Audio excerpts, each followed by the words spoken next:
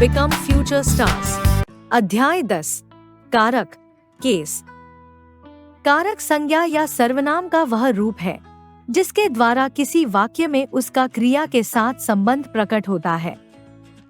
देखिए, पढ़िए और समझिए। विपिन ने खाना बनाया। सार्थक रीता को घुमाने ले गई। अपूर्व साइकिल से बाजार गया। रक्षक अपने भाई के लिए कपड़े लाया।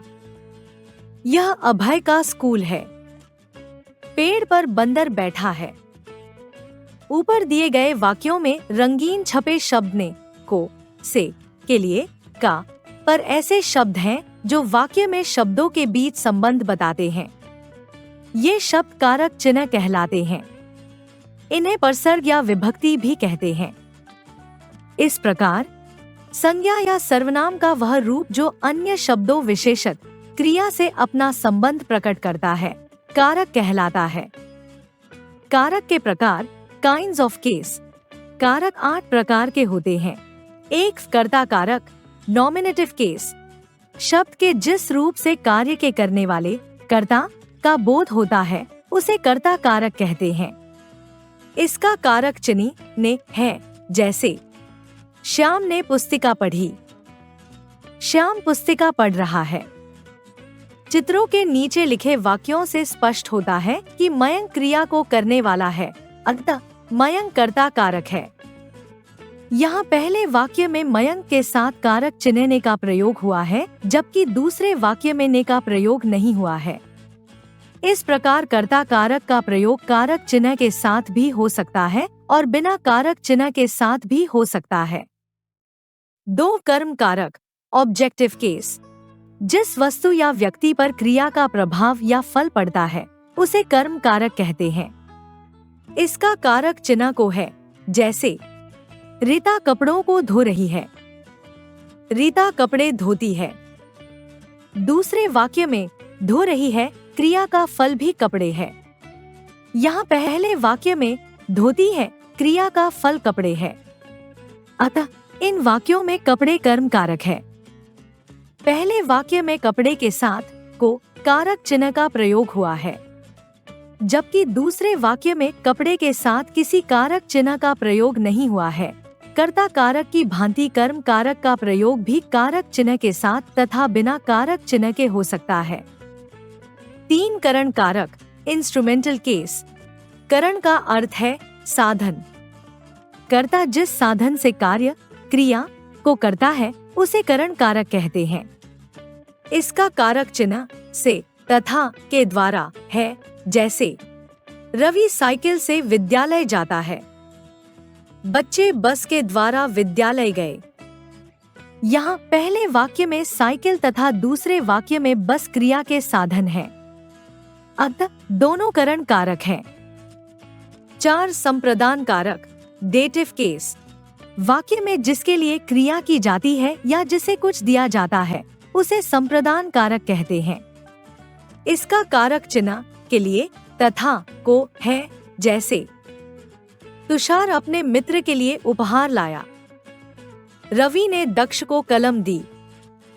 यहाँ पहले वाक्य में मित्र के लिए क्रिया की गई है या मित्र के लिए उपहार लाया गया है।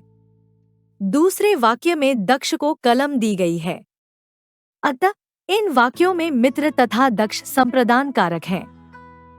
5 अपादान कारक, एब्लेटिव केस। अपादान का अर्थ है अलग होना। शब्द के जिस रूप से किसी व्यक्ति या वस्तु के अलग होने का बोध होता है उसे अपादान कारक कहते हैं। इसका कारक चिन्ह से है, जैसे पेड़ से पत्ता गिरता है, बादल से बूंदें गिरती हैं।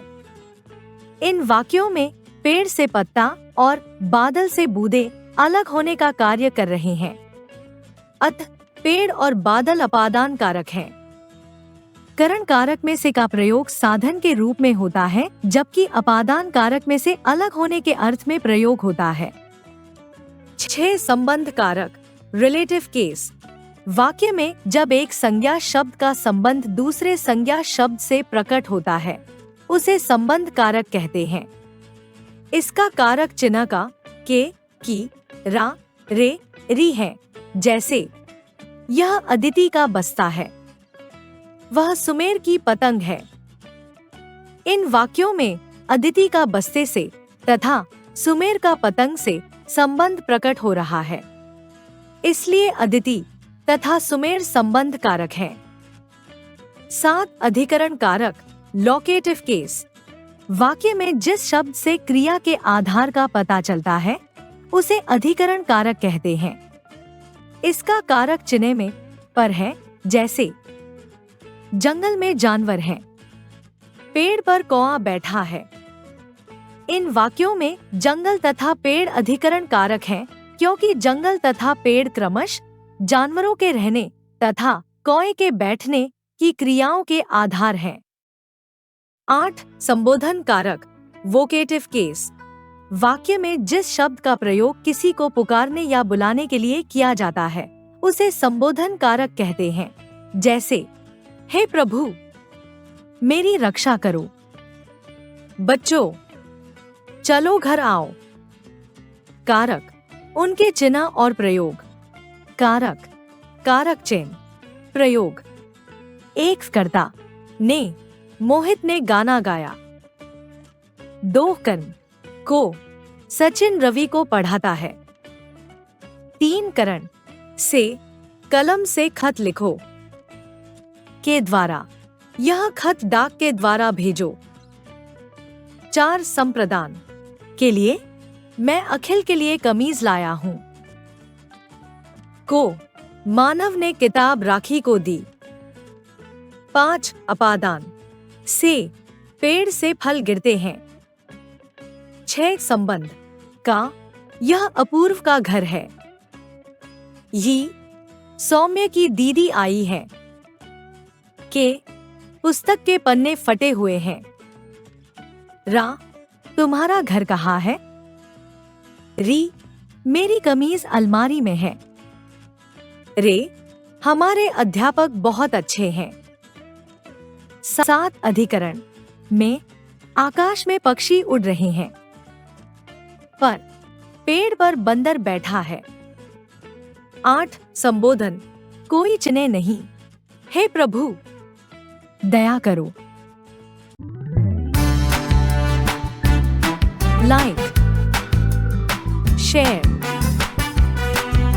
And subscribe.